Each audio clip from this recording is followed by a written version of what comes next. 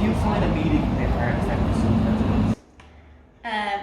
Yes, but it's all about balance. Do I say to kids, stay off social media? No, that's like trying to say to human beings, don't drink water. Like, you know, it's kind of an essential part of life. And I kind of use social media in teaching as well. So I think, can they play a part in affecting students' mental health? Yes, it can. But it can be in a positive way and it can be in a negative way. I'll often steer students towards social media, different websites or whatever, so that they can find out stuff about mental health. So it can be in a positive light like that. But if you're on if social media is your only source of outlet, then that can negative impact. It can have a negative impact. And also it's the time.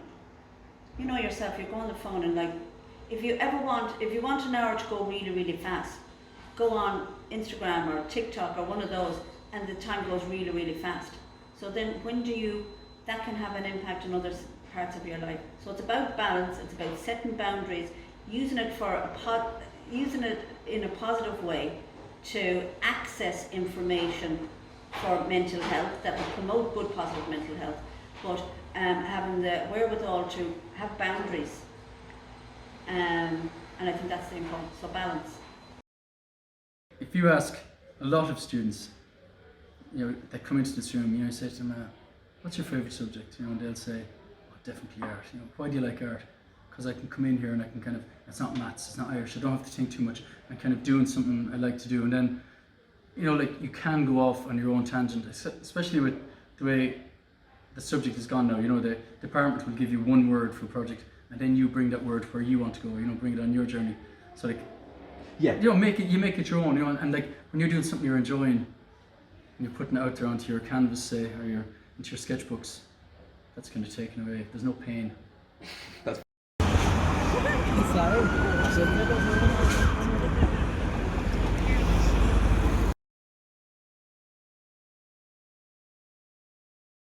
It's about having the tools. Like today I was doing about tapping meditation with students, and part of that whole tapping thing is about you're verbalizing what's causing you stress. I'm overwhelmed with the amount of work that I have to do, I'm overwhelmed with the amount of exams, I'm overwhelmed because everything is coming up really, really close. Sometimes that whole process of just verbalizing what it is that you're stressed about, that process even halves the, as far as I'm concerned, that halves the stress. Because you know, when somebody's stressed, well, why are you stressed? I don't know. Getting to be able to verbalize it is a great way. So I'm all about verbalizing it, putting it there in a box. What can I do?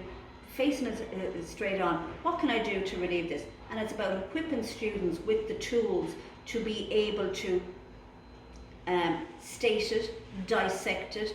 What can I do? How can I make it better? You know, I was doing this tapping thing today, and I said, I will meet these students in June and they'll be walking in the door and there'll be a whole cohort that'll be saying, I know nothing.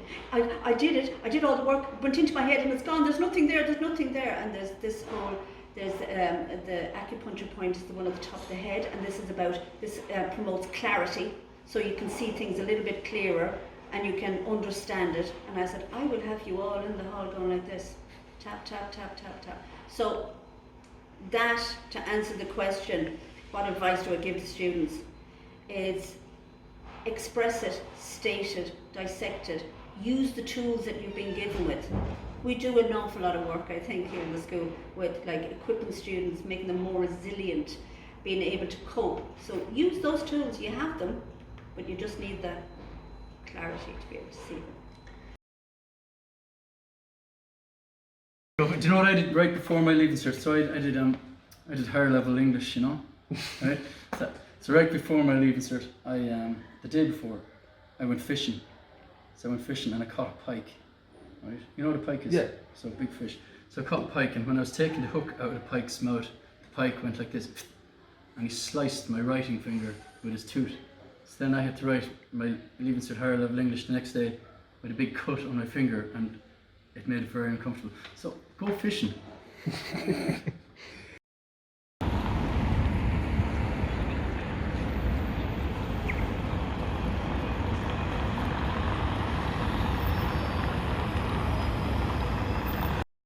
isn't there a whole thing around art therapy?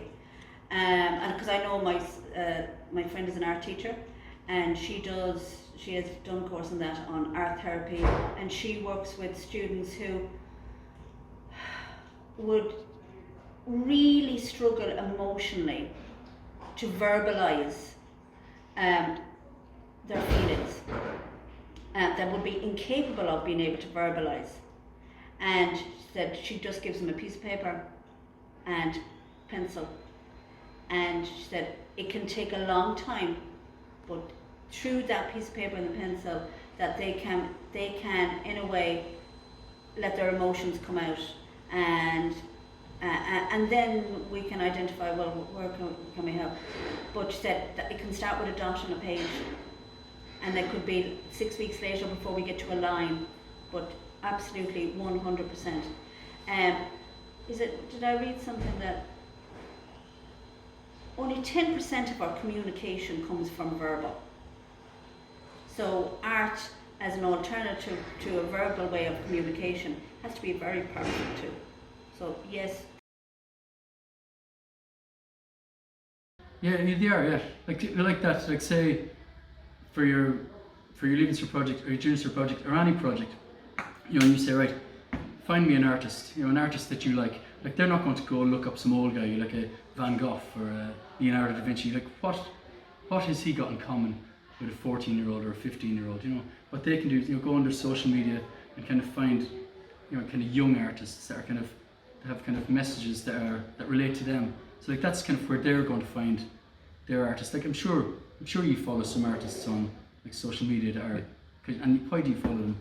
Because you can probably relate to them. Whereas an old dead guy from the 15th century, you're not going to say, oh yeah, you know, you can appreciate his art, but he hasn't had he's not going through the same things that you're going through, you know, that a Leaving Cert or Junior Cert students going through.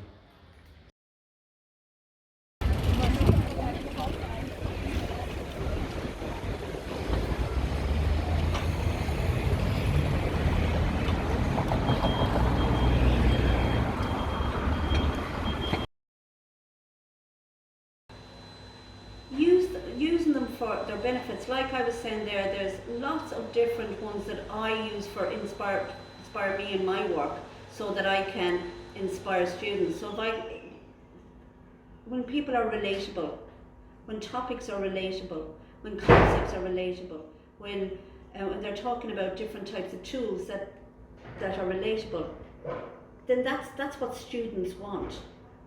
They don't. I remember being at a university that you might know of recently, an open day, and this person that was given the open talk, and she was saying, well, you know, in my when I was going to college, we did this, and this was available, and that was available, and I'm thinking, you're my age.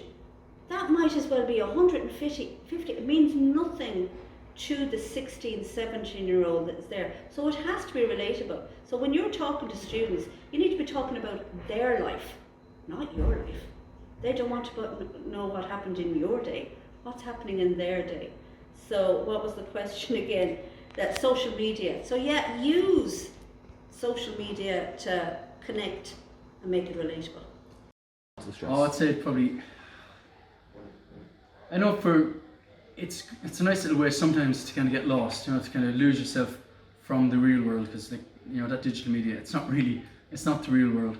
But then maybe maybe students are looking at it and going, oh Jesus, they're doing this, and you know, they're glamorizing this whole exam season, you know, like, that's not the real thing. You know, the real thing is you're getting your head down, you're doing your bit of study.